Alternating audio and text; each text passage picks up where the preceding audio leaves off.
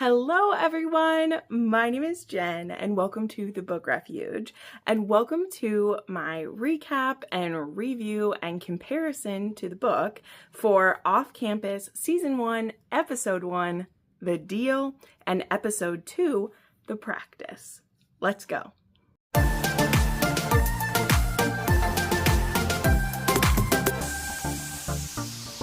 Hi, hey, hello. If you're new here, I'm so happy to have you. So just a super fast intro to me. I am a romance booktuber. That is my main shtick. And honestly, I don't watch a ton of adaptations. So I don't do a lot of episode recaps, but there are a few specific shows that I love to recap. I'm probably most well known for my Outlander recaps, and I have done a few episodes about Heated Rivalry as well, though I didn't do full episode recaps of that one just because there was a lot going on when that was coming out, but I have done a season breakdown and comparison to the books, how I thought it was as an adaptation, and I've also done another video about how I think romance adaptations can learn from Heated Rivalry, and also if I think they will learn from it. And there are a few adaptations that I plan to watch in the future.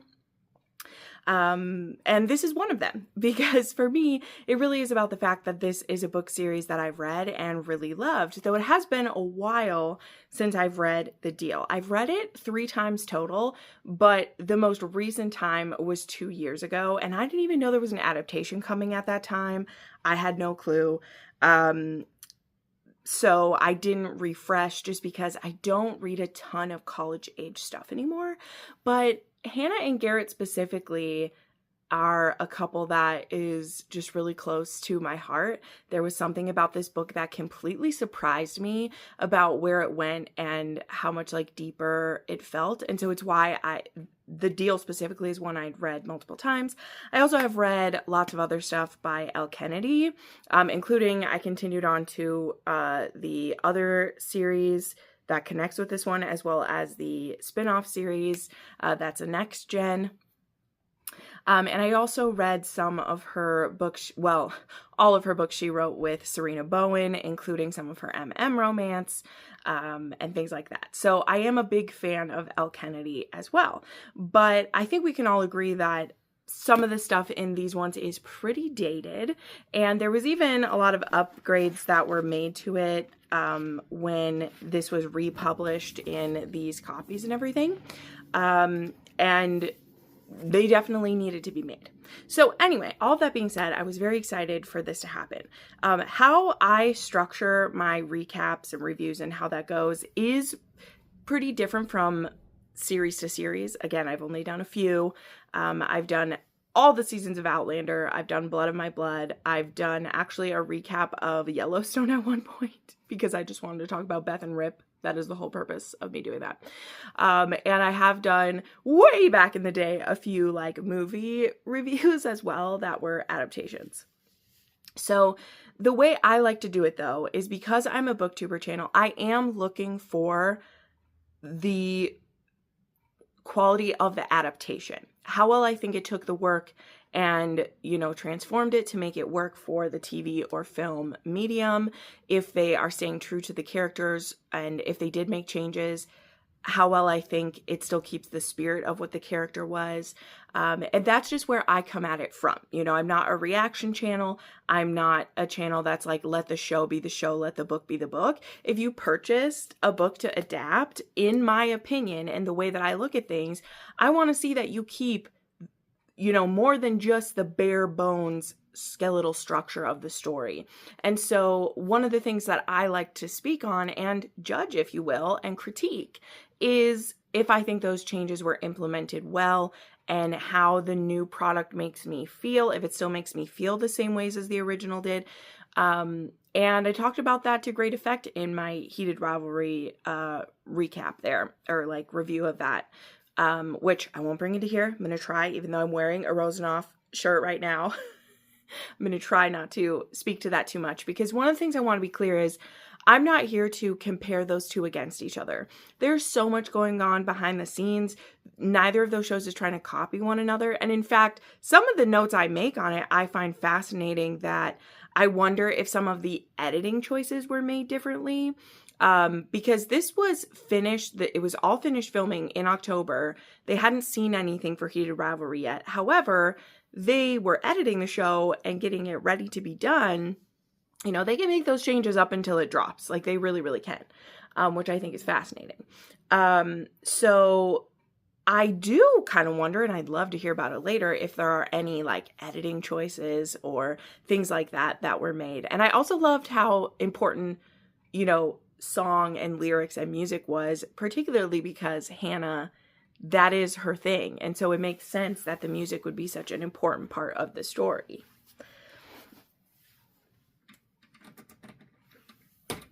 So anyway, I'm sure I will not be able to help but make a few references to Heated Rivalry, but just know when I'm looking at this as an adaptation, any comparisons I'm making more so have to do with the fact that Hollywood often tends to think romance readers are dumb and that they can't pay attention long enough, or they feel like they don't have to stay accurate to certain things because who's it really going to piss off, things like that. And I mean, right off the bat, let me say, I do not think that is a problem with this story at all. I'm very excited to talk about it. But I have just seen it be in the past. When something that's very popular as a romance gets picked up, there is a very certain tone that can get taken with the story to make it ridiculous or silly. And I just don't like that. But what I love about the deal is that this really is kind of a rom-com taking on heavy topics, but still finding a way to make it digestible and leave you with a really good meaning. And I really think this show did that. So as to regards for how this is going, I mentioned at the beginning, this is going to be a recap of the first 2 episodes. And that's kind of how I'm going to break this up. I originally had hoped, and this is one of the things I wish they'd learned from Heated Rivalry. See, here's the first mention. I wish this had been a weekly drop. I wish they had maybe dropped 2 episodes a week or something like that, because nobody can deny that a huge part of the hype train of Heated Rivalry was the fact that we had to wait week to week. And so you couldn't get too far out ahead of someone else watching it because there was only one coming at a time. And so did those cliffhangers slay? Yes, they did, but it led to people reheating, as it were, all of the episodes before in waiting up for the next one. Now, just a quick note though, I haven't watched anyone else's recaps at all, but I did watch just a couple interviews because I'm always interested to hear what the actors' interpretation of the characters were based on what like the writer or the showrunner's idea of it was, just to get an idea of where they're coming from as I'm reviewing the show. And there was an interview with Louisa Levy, who is the showrunner and a writer on this, and she shared a few things that I will be popping in as I do my, kind of comparison part of it. But one of the big ones was that I took note of because I had this critique. I wish they hadn't dumped it all at once. Was it fun to binge it all? Yes, absolutely it was. But as for hype building, I think it can be so good to stretch it out a little bit, to keep the name in to keep it out there. And granted, it's been 8 months almost since this was out and people are still talking about it, but there was that time for it to get coded into people's DNA, right? When the next thing dropped the next day or week, there was still going to be another episode of Heated Rivalry coming, so you didn't get the chance to binge it all and then move on. If you wanted that complete story, you had to watch it week to week with us, or else hide from your social media because people were talking about it every friggin' day until it was done, until we got to the cottage.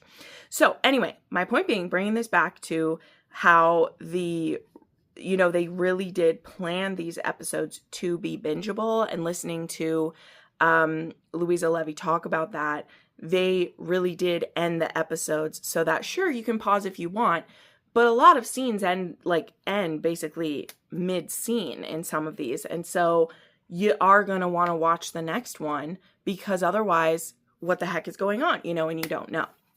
So now that I got that from her, that they were made this way, I understand why they didn't all of a sudden change how they were releasing it, even though Heated Rivalry did what it did.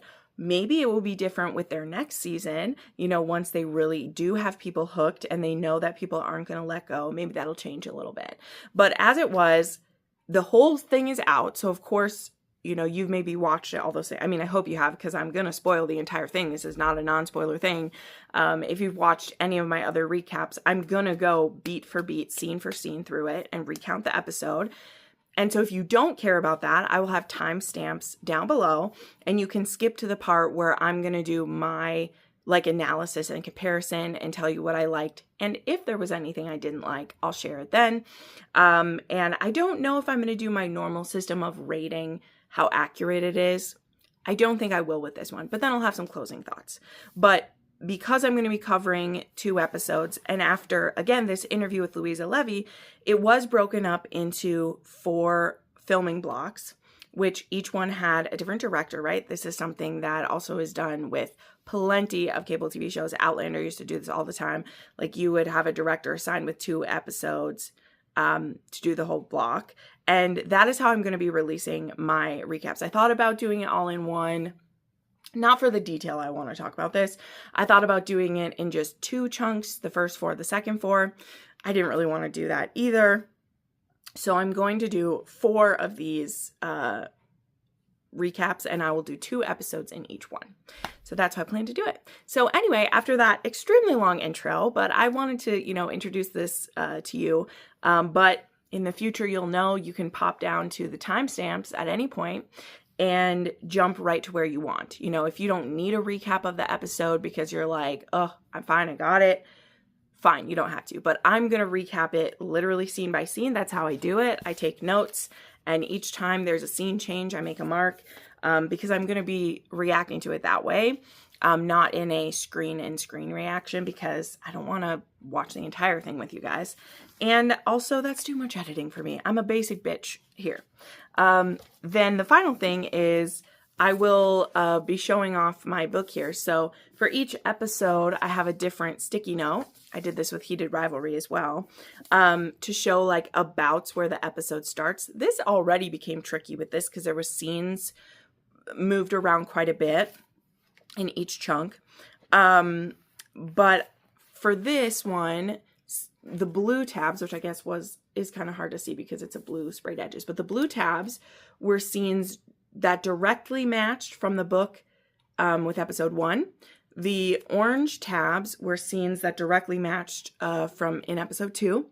And the red flags are things I'm going to talk about because they were things that are pretty much completely changed from the book that are important for me to mention in that. So that's kind of what's happening here with this one. So, all right, let's get into it. I'm so excited about this. So we have our opening scene of the first episode is a scene that is a side by side, and this is a presentation of the show that we will see happen quite often, sometimes even more than just 2 side by sides. But we have Hannah cleaning the locker rooms, obviously an on-campus job, and we have Garrett, who has been skating on his own, and he is getting in the shower. There is a bit of some lingering over the name on the back of his jersey, and we also see that he has a tattoo across his shoulders, which, if you've done any looking into this yet, we'll talk about it in the comparison part, but I'm not going to try to pronounce this, but just so you know, this tattoo across his back says "no free lunch" in Latin is what it says. And again, we'll talk about what that is and how I feel about it later, but just saying there's a tattoo across his back right under where his name would sit on the back of his jersey. Very interesting. So all this scene culminates in she goes into the boys' locker room, men's locker room, and because she has her headphones on, bopping to a song, she probably can't hear the water until she walks up to the edge of the showers and gets a nice old juicy peach in her face, a butt shot of Garrett. And again, I'll stay away from the comparisons to Heated Rivalry. We all like a juicy hockey ass, okay? And we saw Garrett's, and it's delicious. Okay, then we go to scene 2, which is sometime after, probably the next day, of Hannah, her friend Dexter, and then Garrett and one of his friends. I think that ends up being Bo. At the time when I was writing this, I forgot who was sitting by him, but I believe it's Bo Maxwell. And they are in philosophy class, and they are basically hearing that like the average was a C- or something in the class, and everyone sucked at it. Hannah gets her grade back, and Dexter's asking her how she did, and she's like, oh no, I didn't do great, but actually she got a A+ on it. And Garrett sees it over her shoulder and says, oh my God, you aced it? And she's like, excuse me, mind your own business. And he calls her out basically for saying, are you the only one who gets to see things you're not supposed to? So clocking that he remembers her from the shower. Then we transition to scene 3, and we have Dexter and Hannah walking out of the class together. And we see who we will learn is Allie waiting at the foot of the steps. Also in front of Hannah and Dexter walking out is who we'll learn is Justin. And Dexter's kind of ribbing Hannah on if she's going to talk to Justin or not. And she's like, no. And then we even have Allie kind of say, so sorry, I keep drinking and the frog isn't leaving my throat. I'm so sorry there. If she's going to flirt with Justin. And she's like, no, I'm not going to do that. And they're bantering back and forth. And all of a sudden, Garrett calls out Mona. And they're like, who's Mona? And Dexter's like, I think it's you. And so then Garrett says hello. And he's like, it's an M though, right? And Dexter is like, not even close. So Allie and Dexter are very interested to see what Garrett is going to say to her. But eventually Hannah shoos them away. And he's asking her to tutor him for the oral presentation because he needs to get his grades up or get kicked out of hockey. And Hannah's like, don't you have someone who can help make sure that you get to play? And Garrett is just like, I'll pay you to tutor me. And she's like, no, I'm busy. And she walks off. Then Hannah bikes to her orchestra class. We see that she's late. She plays the, I don't know if she's an oboe or a clarinet. I think it was a clarinet because she had a wider reed. But then she goes to talk to her teacher or her maestro, conductor, that's what it is, afterwards. And she's like, I'm sorry I'm late. And he tells her that she's going to be losing her scholarship because of budget cuts. She then quickly spirals through all this information that if she loses that, she won't be able to keep going there because that's the only way she can afford it. She's like, okay, well, let me find a new focus because she's currently in, I believe, classical. So she talks through a bunch of options. Point being of the scene, she ends up saying, what if I try for the pop showcase this winter? Because the winner gets a scholarship or whatever.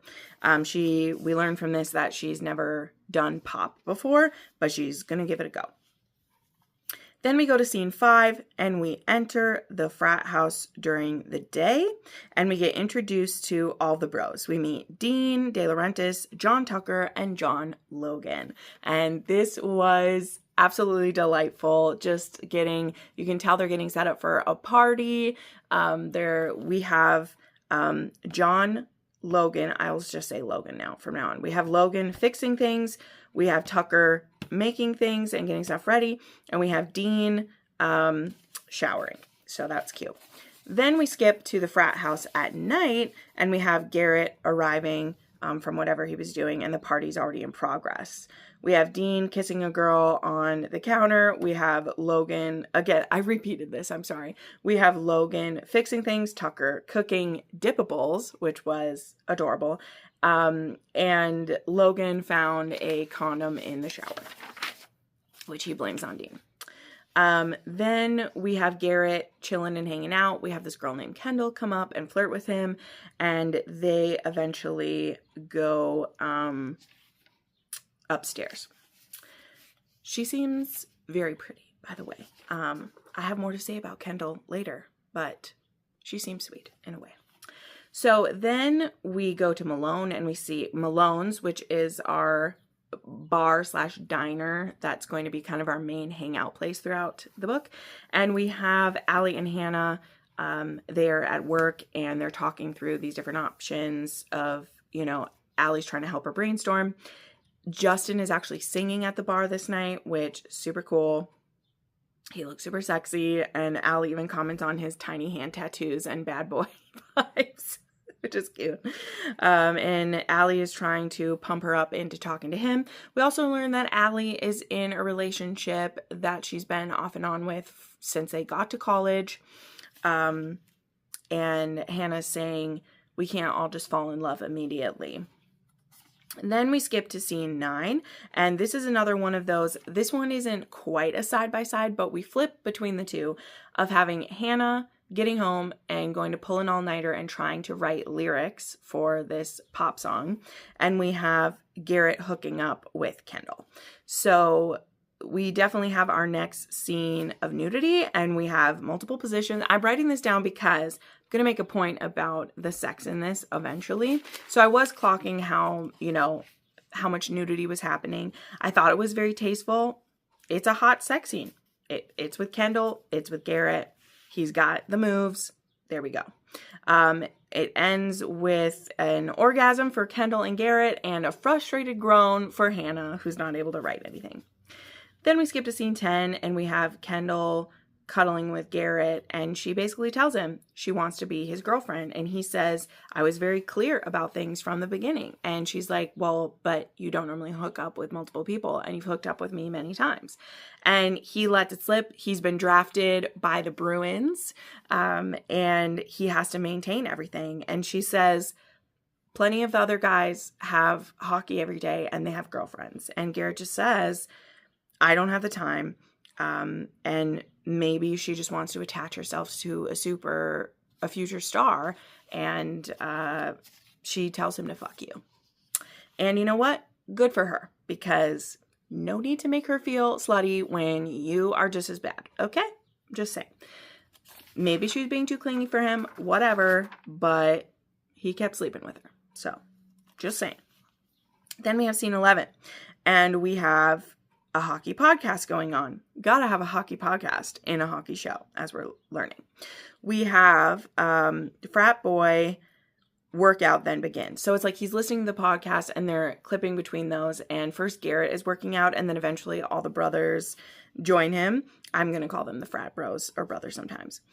So that was really great. We get some muscly workouts. It's good. It's cute. Bonding time. Then it transitions to the guys like in the kitchen dining area, and they're telling Garrett, you were dating Kendall. You were sleeping with her multiple times. You were dating her. And he's like, what? No, I wasn't. And then Dean says, no, he wasn't. And Logan is like, yeah, that is just confirming. If Dean agrees with you, it's wrong. Then we see an example of, I think this was the second time, because the first time is when he's in bed with Kendall. We see him ignoring a call from his dad. And we have Logan, trying to relate to him and say, like, I know your dad's a dick. And Garrett is like, he's more than a dick. Like, we're already getting this, that there's more there. And we even in the scene end up getting a bit of a flashback. When we get these flashbacks, either for, I'm just saying this now, for either Garrett or Hannah, we will get, it's in kind of this golden hue when we're getting those. So that kind of lets us know when that's happening. And then Logan says, your dad was great, but you don't have to be him. You're not doing this for him. And we have that bit of a flashback too. And it's a bit of a question. Is he just doing it for himself?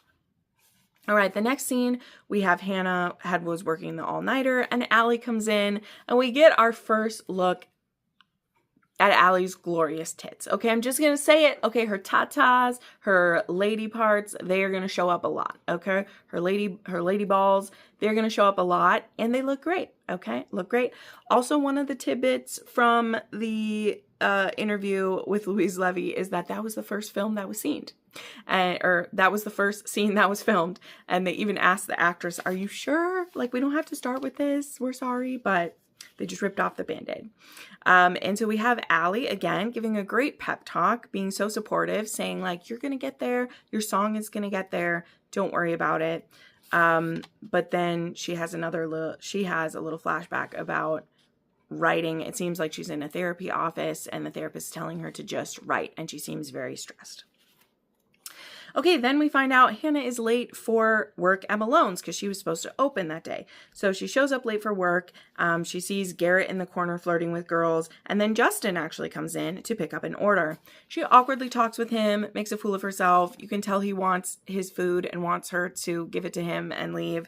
So definitely awkward. He also misses out on a Dirty Dancing reference, and just saying, that is a red flag. Maybe a orange flag for him, because again, Justin, he's not a red flag type of guy in this. I'm just putting it out there. He's not. But that was kind of orange flag behavior. You telling me you don't know what Dirty Dancing is, sir? Okay? I don't believe it. I don't believe it. Don't believe it. Then Garrett comes up behind her and is like, I want to order some food, or is this a self-service type of thing? There's banter, banter, banter. It's so cute. He ends up saying, you're trying too hard. He can tell that you want him, and guys don't like that. They want to pursue. And she's just kind of like, whatever. Then he transitions into asking, he's offering to pay her to tutor again. And she's like, I really need that. She ends up making a comment about how violent hockey is. And like, do you just want to beat up people into it or something like that? And we see Garrett like shut down immediately. Definitely some good foreshadowing put in there. But then she goes to explain that hockey is the most violent sport. In fact, sometimes fights are even used for morale, and it's just super violent. And she's like, yeah, I have issues with it. And Garrett's like, oh, okay.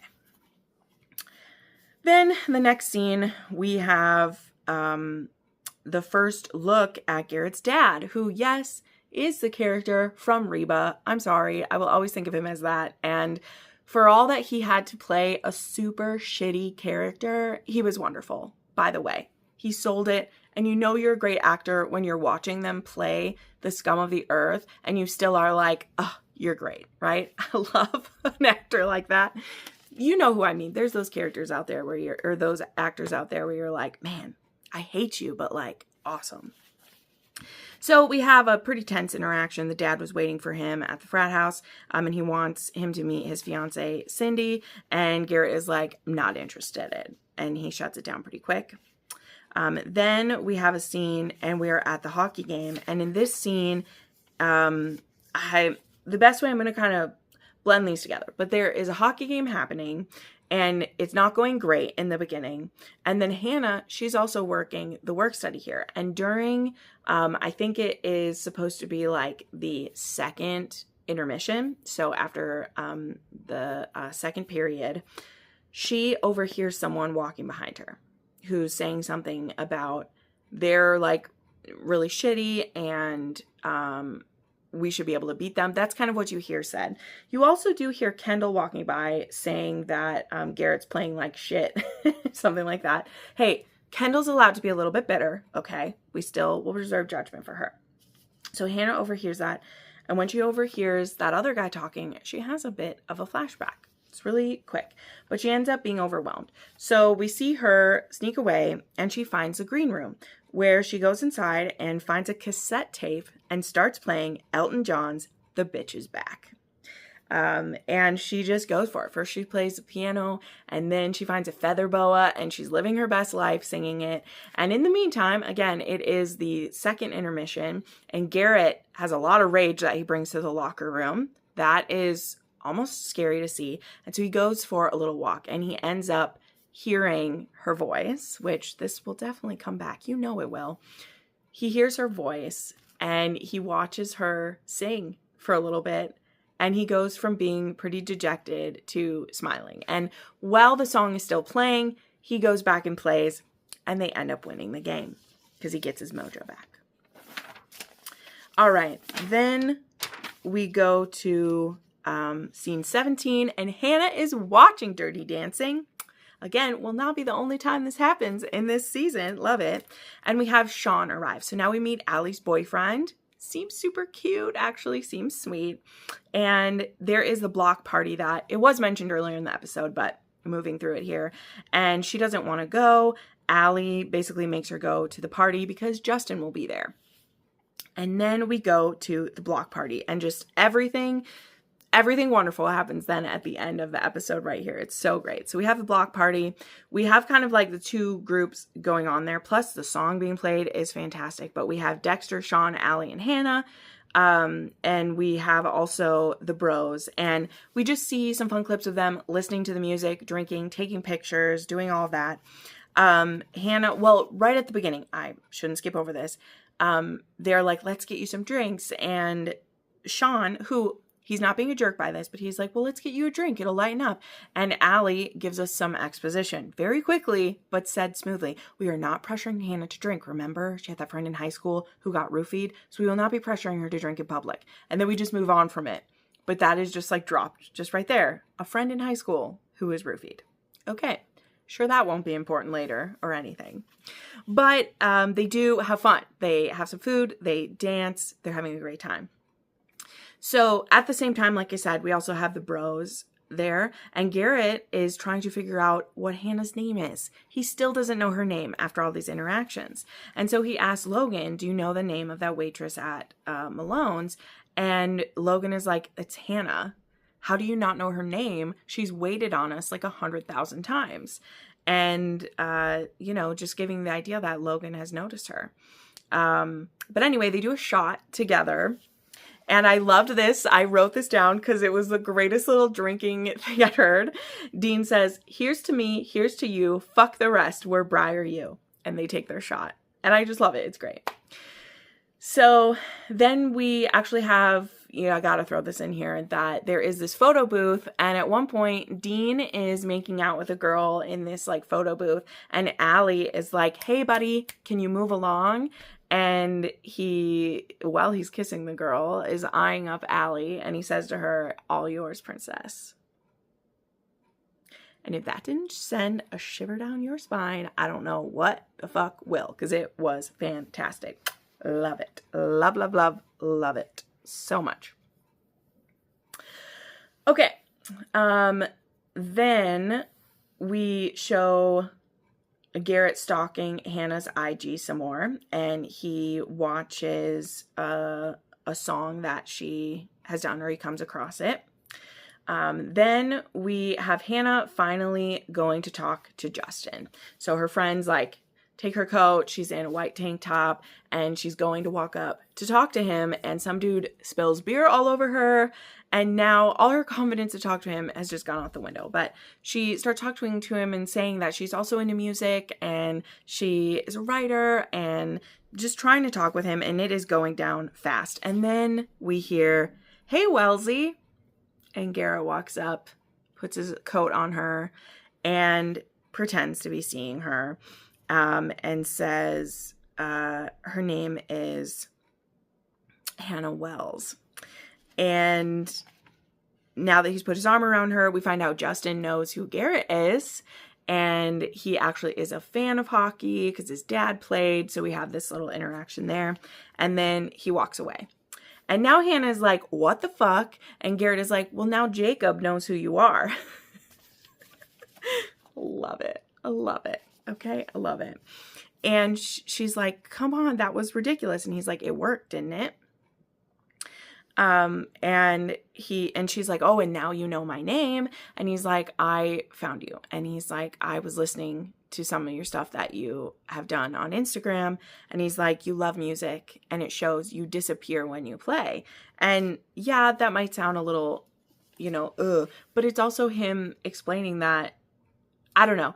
To me, it's like, that's how he feels about hockey. He doesn't say that, this is me doing it, but like, that's how he feels about hockey, is wanting to disappear into it. And he sees her doing that with something she loves too. So it's a point of connection. So anyway, well, actually she says it. What am I even saying? She says, do you love hockey like that?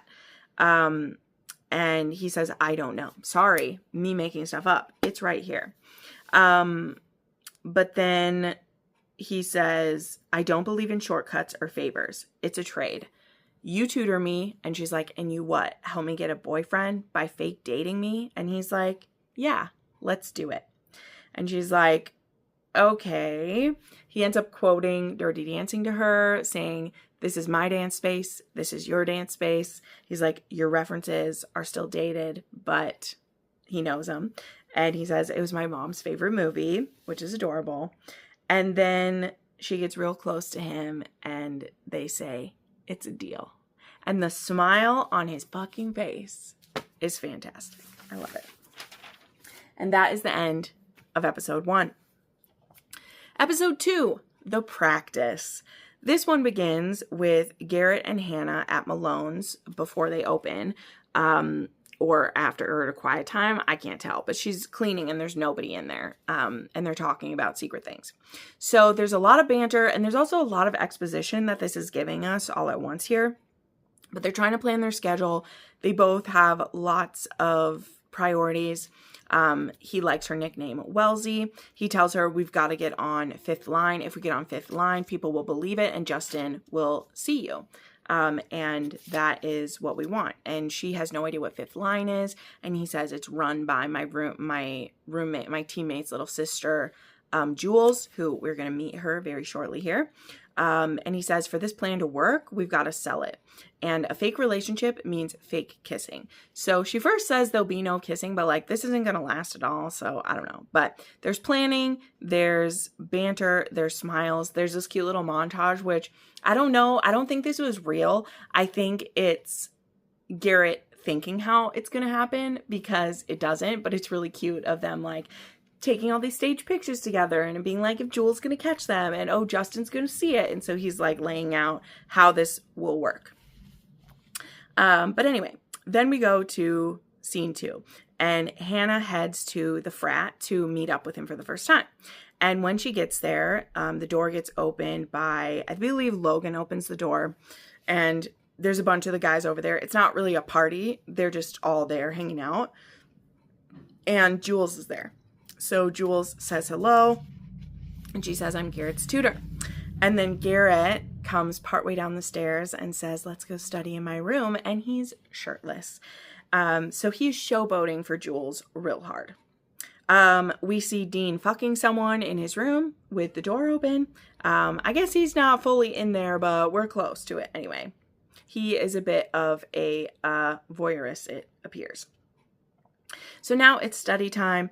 And we have Garrett getting lots of snaps, which I'm sorry, but who leaves their sound on these days? Like, come on, bro. And he even says, like, it's Puck Bunnies. And she's like, that's super derogatory.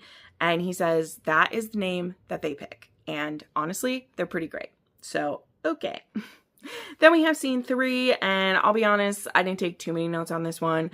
But it's Sean and Allie, and she's trying to get him to try some interesting sex positions with her. She has like a Kama Sutra of the year or whatever. And they also talk about their plans for the future. And we're seeing that things maybe don't line up too well. And we maybe understand why these two break up constantly all the time. Then we have scene 4, and we have Hannah getting critiqued for her melody that she's written so far. And she does get some pretty harsh critiques that it doesn't really feel like a soul in there, and that pop music, you know, it's all about the lyrics. And if you don't have those yet, then it's just a melody and it doesn't really mean anything yet. She also has a bit of a flashback about the writing and everything. Scene 5 is philosophy class again with Garrett this time, who he sits by her and Dexter. He brings her some coffee, which she can't have because she's lactose intolerant, so that's funny. They cuddle for attention during class, trying to get Justin's attention, and she ends up knocking Garrett's water bottle down. I'll tell you, I literally have that same ginormous water bottle, and literally the second he put it up on the desk, I was like, oh my God, that's ending up on the floor, because we've all done it in class at some point. Okay, you put that on the floor.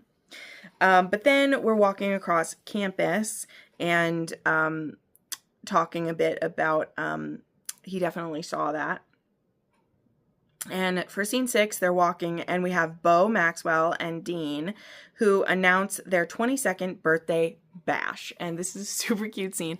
We learn that it's going to be after the game, I guess, in a couple of days, I think it's supposed to be. But they'll have their birthday bash, and there'll be a bus that whatever takes the fans there, then they can get it back. They can get back. And the theme is going to be dynamic duos. And the thing that they learn is that Justin is actually in Beau's frat, or his brother is. I can't remember what it is. I think either way, he's invited to it, and they can see on the invite list that they're going to be going. And so he's like, I've got it. You're going to come with me. This is going to be a great next step in the plan. So the next scene is Allie helping them pick out a costume. So there is a lot of back and forth, and Garrett says something about showing her tits. I can't remember what he says exactly, but it was very Garrett of him to say. And she says, like, that is so gross. And he's like, if you've got it, flaunt it. And Allie is like, just so you know, hockey star boy, my best friend is right about everything except this time. And he's like, you do got to show it off. And so we also learn Allie now is the only person who knows that this is a fake arrangement. Okay. And Hannah says something about, oh yeah, they said this is going to be fake, and there will be fake spending the night and for all the fake sex and stuff. And Garrett's like, yes, fake sex. So much fake sex. Sex. He says it like that. And Allie is like, oh, fake sex. And Hannah's like, you should be having real sex. What are we talking about? But anyway, he tells her that she is got to go to the game with that she's going to the game, not just to the party. And we learn Allie's going to be going to the party with Sean. And we also learn that she's going to ride the bus with the puck bunnies. And she's like, you want me to act like a puck bunny? And Allie is like, well, maybe we'll play it up. And she holds up some bunny ears, which I'll tell you, the first time through, I was like, I don't understand where we're going. But just you wait where we're going, because it's kind of funny. So scene 8, we have awkward hockey interviews. And then we have Hannah at practice. And she is listening and trying to write songs during Garrett's like practice and everything. And we have Garrett's coach come up to talk to her, and he's like, I don't let girlfriends watch practice. And she's like, no, I'm his tutor. And the coach is like, oh, that's great. You can stay.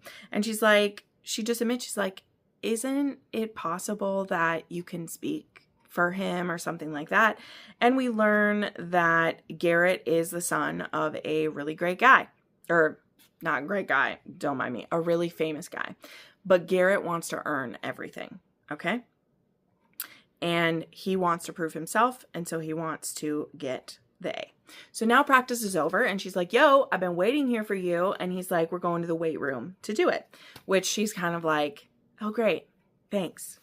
And at first she's pretty peeved with him, because she's like, dude, I am rearranging my schedule for you, and you are not making time to make this happen. And he's like, I can do 2 things at once. And she's like, well, you'd be the first guy I met who can. And he's like, well, then you're dating the wrong guys, Wellesley.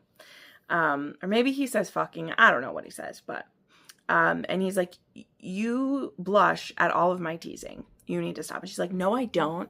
And then he, of course, does something to get really close to her. And he's like, see? And he's like, that's right, you have a no kissing rule. Well, they end up having some body connection here, and they end up kissing. And boy, they're practicing, and he says, don't blush. And so they're really getting into it. And then Logan comes in, and she is like, or he's like, is this what tutoring is like? And she says, no. Garrett was just like trying to prove something. And he's like, I think I already did. This definitely pisses her off quite a bit. And so then she is like, well, now I'm going to prove mine. And so she goes up to Logan and says, I'm going to kiss you now. And she kisses him. And then she says, am I blushing now? And she walks out. And I don't fully get where that was going. Like, if it was they both made her blush, so it isn't just him, or if not, feel free to let me know down below. I'm actually unsure where that was going with that, but I didn't hate it. Okay, then we have the first away game, and we have Hannah sitting with the bunnies, and Kendall actually invites her to sit by her, which again, I love this because, well, I don't think maybe Kendall knows yet that Allie's there, or that Hannah's there with him. I don't know, but she still is nice to her. And it doesn't feel like that nice to her with a fake edge, because I truly feel like she is saving her ire for Garrett.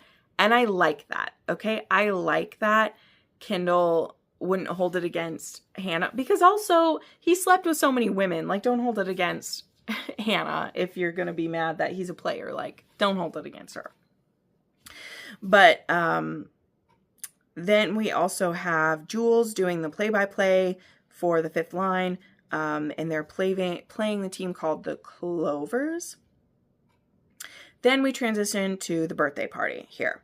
So we have Garrett in an outfit that does look like a vampire. Okay, we're saying it. He looks like a vampire. All right. But then Hannah comes down wearing a sexy bunny costume. Okay, she has bunny ears and a corset and like tights. Okay, she looks like a slut. Oh no, she has little shorts on. She has little silk shorts and a corset top, and then the bunny ears. So they are a rabbit and a magician. And I love it because I think it's once Jules sees it, she's like, we just thought he was a bad vampire. I can't remember who said it, but it's hilarious. So anyway, now she's like, what is the next part we do? And he's like, it's your favorite. And they hold hands, and they get to hold hands for about 5 seconds before Garrett has to go do a shot or something like that.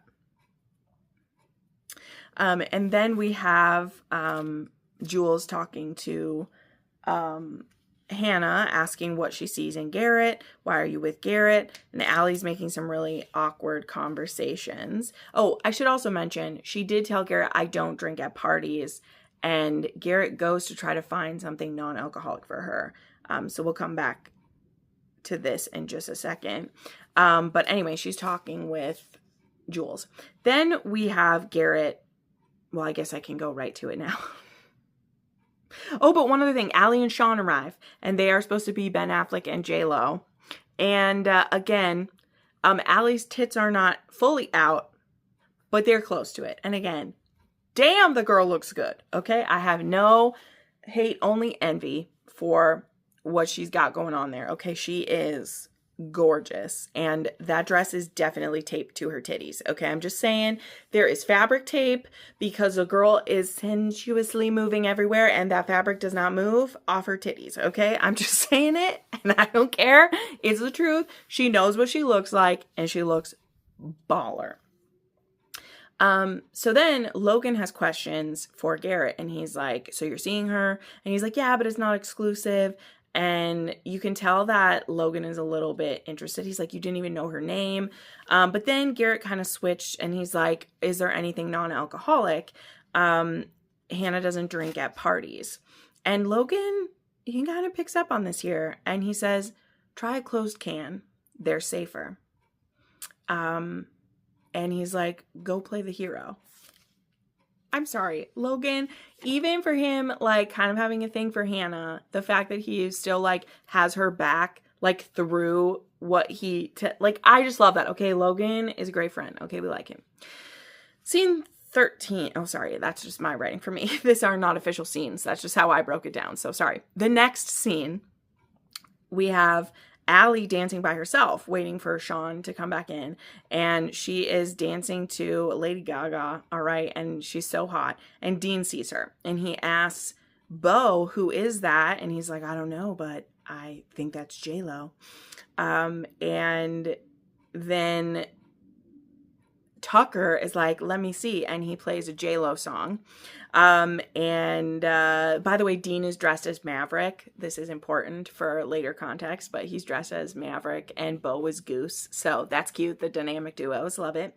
But he goes out to dance with her once the song changes, and we get some slow-mo dancing, and he gets in a few grazes, let's say. And then when she turns, she dances in front of him for a second, but then she gives him the no, and she backs away. Very respectful of him, okay? He immediately is done. He tried his grind, and when she said no, he backed up, okay? Again, this will come up with Dean multiple times. A man may be a slut, but he's a respectful man-ho, okay? He's not crossing any boundaries, all right? But I will say, he gave it a practice grind. And when she said no, he's like, okay, right? The bar may be in hell, but these boys scale it. Okay, I'm going to say that multiple times, all right? That's what we're dealing with in romance land sometimes, okay? Okay. So, anyway, but he looks, man, and even when the other girls come to dance with him, he's looking at her. All right, scene 14, Justin arrives. We make sure he has some eye contact happen, and then Garrett's like, okay, time to go. We keep the eye on the puck, not on the player, Wellesley. And so now he takes her up the stairs. So they're standing like kind of at the balcony. We're making sure Justin's watching. Garrett leans forward and says, this is when I tell you all of the things I'm going to do to you when we're alone. And he says, now you can blush, which is a scene from the trailer that everyone went gaga over, including myself. And now they go to the room. So I guess the party's over for everybody. Okay. They go to a room. There's only one bed. They have an argument about who gets to sleep on the bed. And once she sees all of his beat up ribs and bruises everywhere, she's like, okay, yeah, you can have the bed. And he's like, I don't want any pity. And so they both end up sleeping on the floor and not in the bed for now, which is really cute. But what they do end up doing is talking to each other. And like, it's cute because they're on the floor and they can like see each other in profile under the bed, but mostly we do the split screen thing again where they're talking each on their little pillow where they're at, and they end up sending some cute videos back and forth. And then she brings up about like, are you always this beat up? And he's like, you just get used to it. And she was like, how old were you when you started? And we start to get some of the, darker things about how like I missed birthdays because of practice. My dad was really harsh on it. And she says, like, why do you still do it? And he says, well, who am I without it? And she says, like, you never really had a choice, did you? So then she continues going through his IG, and we see a video that will be pertinent in later episodes, just so we know, where he ran a drill with the Bruins, but it was, like, supposed to be not an official practice, supposedly. So then he plays a song on her IG, and she's like, oh my God, I hate this. And she's like, this was a song that I wrote in high school. And he spills that he says her singing at the game the time before, that he saw her singing Elton John. And he said, I heard you singing. I followed your voice and I saw you. And he says, you were so genuine and free and it helped center me. Which is so cute. And then he discovers that Jules was posting pictures from the party and she posted them together. And so they did it. So now she's climbed over the bed to be over his shoulder and look at it. And then she asks, have you seen Miley do the bitches back? And he's like, of course I am. Who do you think I am? And she mentions another song. And then they both get in bed and she opens her laptop and he's like, play me something that you've done. And she's like, I don't write anymore. And she says it scares her, but she needs to win for her scholarship.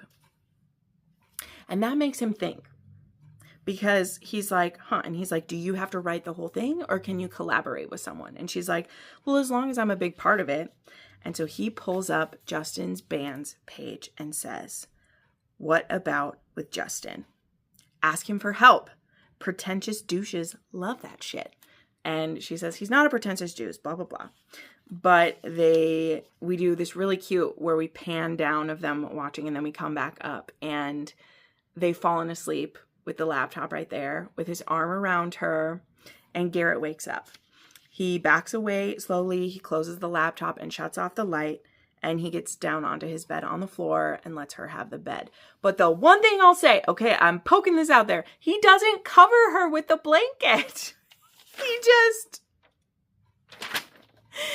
He gets down on the bed with his blanket, but he just left her up there. Which, I mean, it was cute. He left her in the bed. But I was screaming at the screen. I was like, put a blanket on her. That's okay. All right, and then we have one final scene where now the buses are leaving and they're kind of facing each other. So she is on the, Puck Bunny bus or the viewer bus, and he's on the player bus, and they're like facing each other this way and waving. And then Justin sits down beside her, and Garrett has to look away, and he puts in his AirPods and he ends up playing a song by The Beaches that she suggested to him. And I didn't write down the whole thing, but I love how music is being used already, even in these 2 episodes. And one of the lines in this song was, "I don't want to get burned." And I just thought that was very powerful. And that is the cut of that episode. So there we go. That was the deal and the practice. And I think it is true after, like I said, after hearing that interview from the creator, that you can tell these are in kind of 2 episode packs. So that's why I wanted to cover 2. So now we are at kind of my comparison part of this. And so the main things I wanted to go over in this first one here are the big changes that we see right off the bat and just how I feel about them in general. So some of the big changes here are that this is taking place 11 years later, and technology is definitely a more important part of the story. Also, Justin is a musician. He's in a band. He's definitely got more of an alt vibe. Whereas in the book, and I'm sure everyone they're going to point this out, he's a football player and he's a jock. He's a jock just like Garrett's a jock, and a jock like, the guy who hurt Hannah. So why is she interested in Justin, right? Anyway, I'm going to get into my feelings about it soon, but I think it makes a lot of sense for how they've changed things up. And of course, I'm a little biased now already from the interview where I listened to Louisa talk about this, but it immediately makes sense. It really does, because it's like, why would Hannah, with where she's at with things, be into Justin just because he's cute? Because really, that is in the book. She's interested in him because he's hot. She's never talked to him. She doesn't watch football. So why is she interested in this guy who's just hot, right? And having it be because she almost like idolizes him for his confidence. I mean, yes, he's sexy. He can sing. It's great. But he's so talented and confident, and that is something she's lacking. The potential is in her, but it's there. And so that other change here is that it's supposed to be a winter showcase that she's doing. And there's a guy named Cass that she's teamed up with. And there's also their I think it's like is it their pianist or sorry, I have it marked in here. They're writing the song. And then there is MJ, who is their pianist. So she's working on a collab with Cass.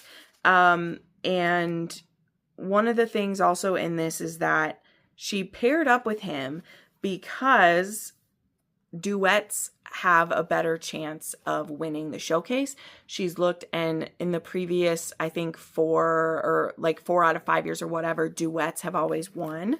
And she really needs to win this. And her reasoning in this one is she isn't going to lose her tuition. It's her extra expenses. So the way it's kind of explained to me is her, what she needs covered in the book isn't everything to do with school. She wants to make things easier on her parents. And the same reasons for why will apply, and we'll get into those later on in recaps. But it isn't quite as dire in the book, as in she would get kicked out of school without this. It isn't her professor coming to her. It's her taking the initiative, wanting to cover as many expenses as she can because her parents are helping her be there. And she knows what a drain it is on them. So just a little bit of shift of the reason. Another change is, as I had mentioned, Garrett's tattoo. So he does have a tattoo in the book. It is flames on his left arm, going up to his shoulder and everything. And in the book, his reason for having that tattoo is just because he thought it was cool. And there's actually a cute scene with Hannah when she's like, I like that you just got it because you wanted to. Everybody tries to be so pretentious about their tattoos, and yours is because it's just cool. And one of the changes for this of his tattoo, which means no free lunch, I think you're already maybe getting an idea of why that tattoo, which again, something everyone else has probably told you already, that was actually an idea and collaboration that Belmont, the character who plays Garrett, had, because he's instead of having just a meaningless tattoo, Garrett having this tattoo that says no free lunch under his Jersey name when he already feels such pressure about this name belonging to his father, I think makes so much sense. And I just love that it makes him almost a little bit emo and a little bit rebellious too, that he would get that tattoo placed where it was. I really like that. Also, a couple other things in here that happen in the first 2 episodes, because I'm not taking on the huger changes just yet. She actually does tell Garrett about the roofies in her drink at the first party they go to, and says it's it happened to the friend thing. Like, she says that to Garrett actually. So it isn't just an Allie thing. I think Allie might know. And that's one of the things too. That's other big change too. That's right. You know, on the literally page 1 or page 2. Is it page 1? Let me see where it is.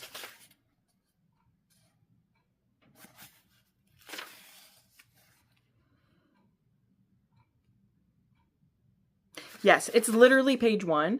It says, in the 5 years since the rape, my heart has only pounded for 2 guys. So you literally learn on page 1. And while I think the context clues are definitely there for something having happened to her between the flashbacks we get and the mentions about the drinks in both episodes, it's still that thing of like, it's inner dialogue that, you know, without having a voiceover, you have to put the context clues in there. I think they do a good job of not beating you over the head with it, but I think it's also pretty easy to start picking up. But I would be interested if there's any non-book readers who were picking that up immediately, what happened. I mean, we're going to get into it in an episode real soon about it, but it's very interesting. Also, the first time they end up sleeping on one bed together isn't at the party like that. It's because Garrett refuses to let her take a cab. He doesn't think it's safe, and he's had 2 drinks, so he can't drive her home. So they end up sleeping in his bed, and yes, he does wake up with a boner, and she makes jokes about it, and he's like, girl, I don't know what to tell you. It just happened. You're in my bed. It's fine. And he does know that he wants to sleep with her pretty early on, but he's saying she's my tutor. I don't want to mess that up. I don't want to, you know, fail this at all. So I'm going to keep my distance with it. The way he pursues her to tutor him is definitely even more annoying than in the show. Like, he really is going for it. Oh, also another change. They changed, Nell was the name of her friend in class. This has become Dexter, who we will see him in all the episodes. I really liked that character. I liked that change. What else in here? Yeah,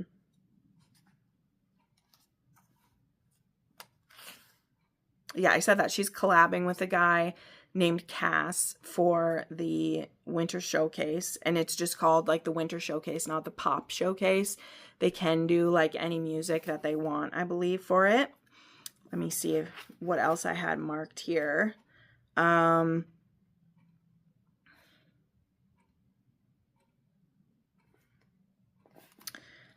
me see.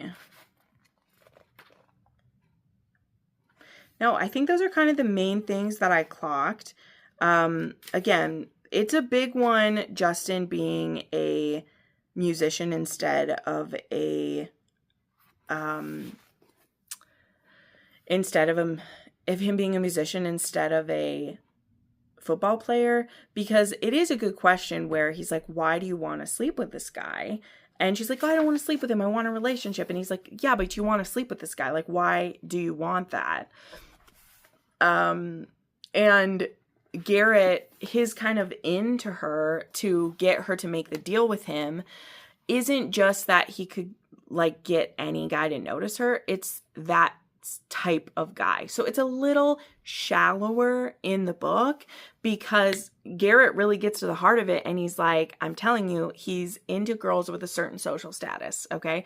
He's been with these girls that have been seen around with other guys before. He is looking for that. And so the best way to do that is going to be seen with me, who's one of the big men on campus. for real. Like, he is. That's even an acronym he's referred to as in here, BMOC. He's like, Hannah calls him that in her head a couple of times. And so really we're trying to get one shallow guy's attention and another supposedly shallow guy is helping her do that. So it's a bit more, it feels a bit more juvenile in the book, I would say. And so after hearing the reasons for those changes of like making Justin a musician, making them have something in common, and that's why she's interested in him, but they don't have anything else in common, I think is really smart.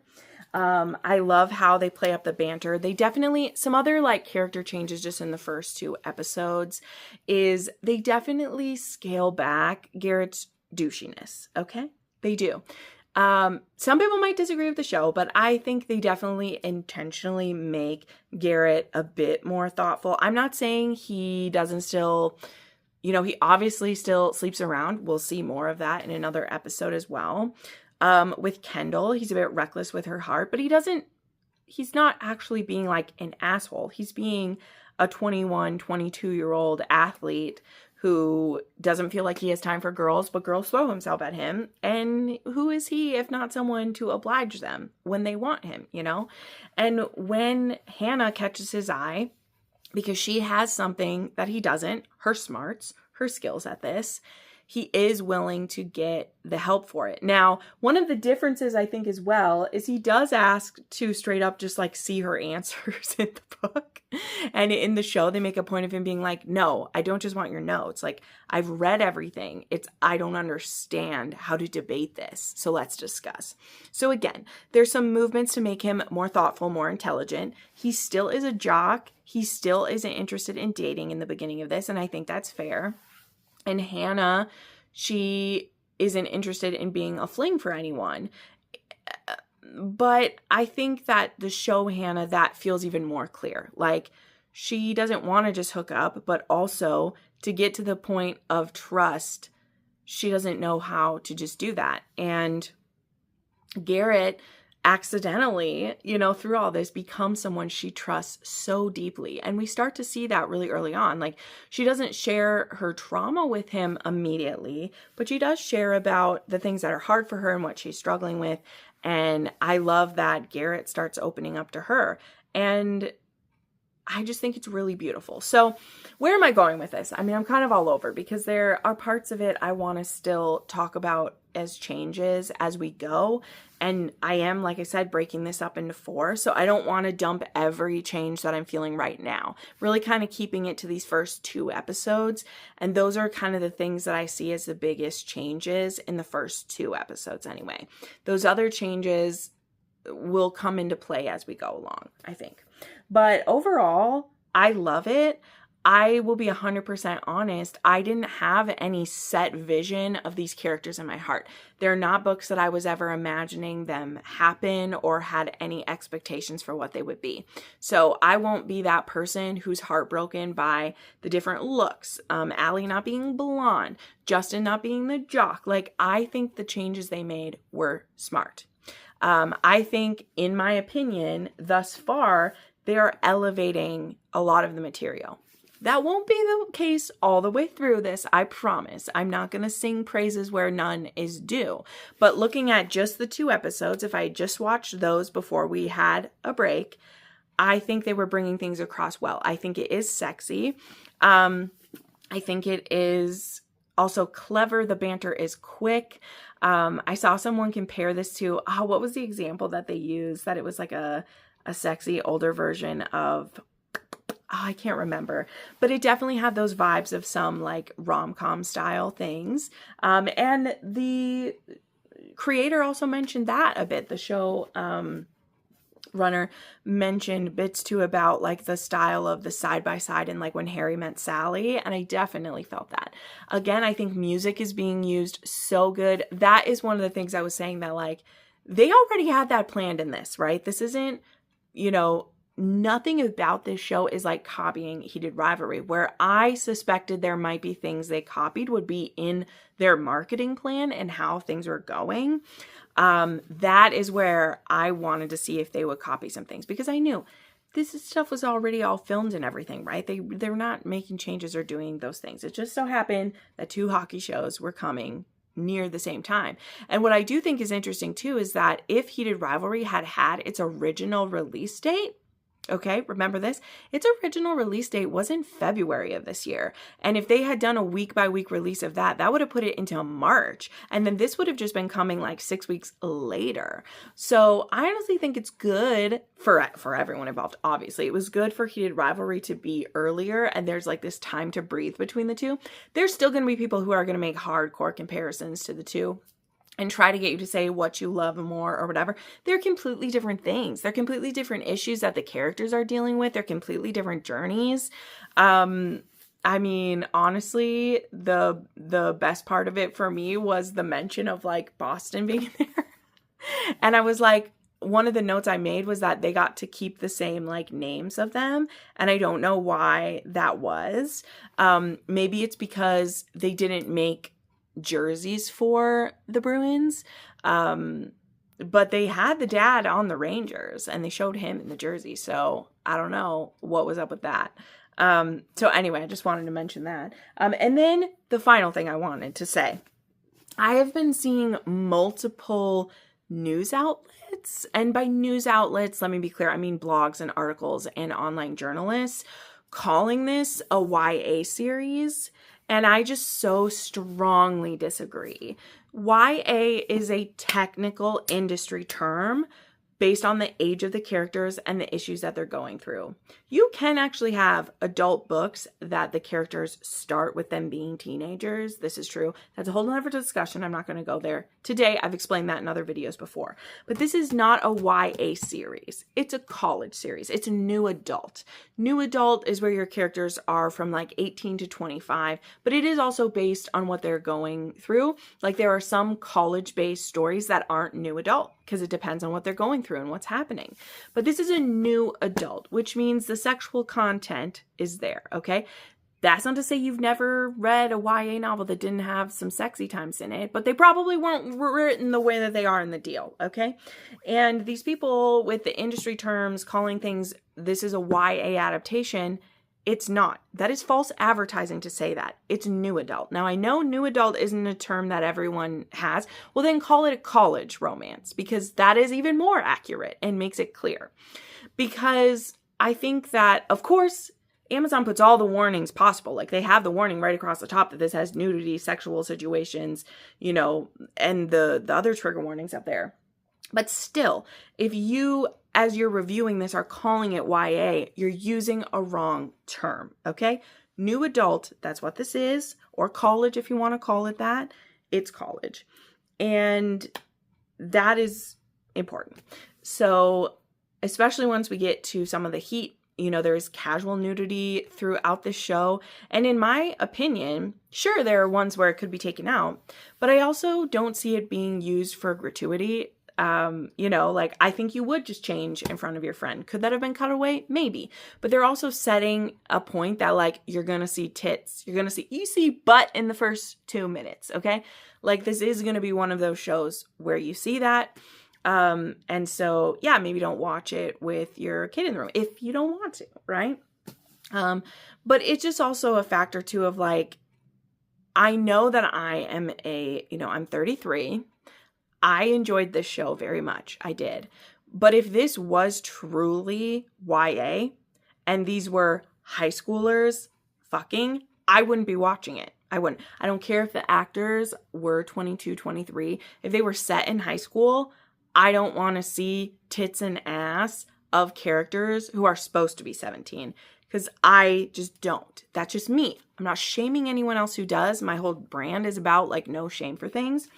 But it's why words are important because I wouldn't watch the show if that was going to be in it because I'd be like, oh, I'm not going to feel comfortable with that. And therefore, I also want to encourage people who, you know, the youngest person in the cast, by the way, all of them are supposed to be 21, 22 in the show. The youngest person in the cast is actually Ella, who plays Hannah, and I believe she's 19 currently. She was 18 when they filmed some of that. To me, that is still college age. You go when you're in college. But even that, I know some people were saying like, oh, that's crazy. There's such a big age gap. That's just film and TV. After hearing what the interview process was, they weren't purposely looking for someone who was 17, 18, 19 for this. They were looking for the right Hannah, and I believe they found her in this heroine. But I'm just telling you, the same way that I wouldn't feel comfortable if this was set in high school and I was going to be watching high schoolers get it on. I just don't want to watch high schoolers orgasm. Call me old-fashioned. I'm not interested in it. I wouldn't watch it. And so I want to encourage people that the youngest someone is in this show, she herself may be 19, but the character is 21. Most of them are 21, 22. They're juniors and seniors in college. So that's just a different scale to me, right? It's just a different scale for me. That is a personal thing, but I just wanted to share it because they are new adult books. I know that is a weird phrase. People, it's not made up. I'm not making it up. There is children's, middle grade, YA, new adult, adult. There is a range. It's a thing. It has to do with the age of the characters, and it's an important difference, okay? It's an important difference. It's like when you go to the YA section and they put, like, Sarah J. Maas on the shelf in there. That's not YA romantasy. Put it in the adult romantasy section, and they do that now. It's part of the reason why they changed the covers eventually, so people understood that these were adult books. So that's enough. This was the first 2 episodes, my recap and my thoughts. Again, let me know what you thought about the first 2 episodes. Please don't spoil further than that. I've particularly had some people asking about my recaps, just to, how many episodes would be in each one. I will get the next 2 out as soon as I can. I do still need to fit some of my normal videos in. I'm putting this one out on a Saturday as my Saturday video, but the other ones, I hope to get them up sooner and then get my regular videos still going up as well. But make sure you follow me. Make sure you subscribe to my channel. Put on alerts, hype this video, all the things. And overall, I was really excited by these first 2 episodes. It was so much fun. And I can't wait to talk about episode 3 and 4 with you very soon. Thanks so much for watching, friends. Bye.